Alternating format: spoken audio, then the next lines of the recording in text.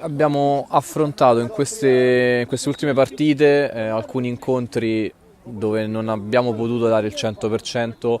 un po' per voglia nostra,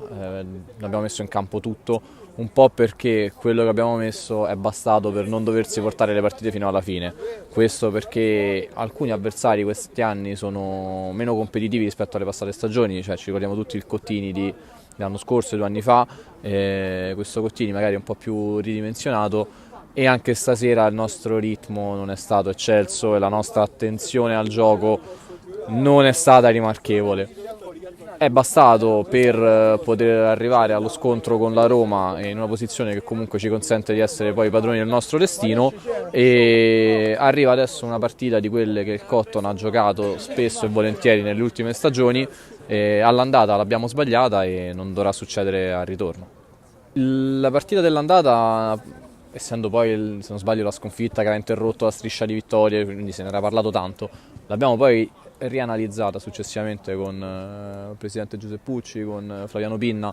È stata una partita che ci ha visti snaturati in quelle che sono le nostre peculiarità. Il Cotton è sempre stato famoso per essere una squadra che va spesso alta a prendere gli avversari. Quella partita avevamo optato su un campo grande come l'Empire, magari di essere un pochettino più guardinghi, scelta che ci ha condannato non tanto nel gioco, perché comunque è una partita che abbiamo giocato bene e che la Roma ha segnato che la Roma ha vinto per un gol segnato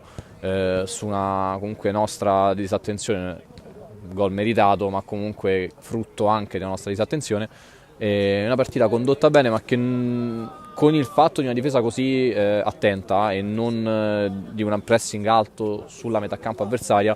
ha visto il nostro ritmo non ai livelli vertiginosi che in partite così importanti e contro avversari così forti spesso l'ha fatta da padrone. Quindi penso che la partita settimana prossima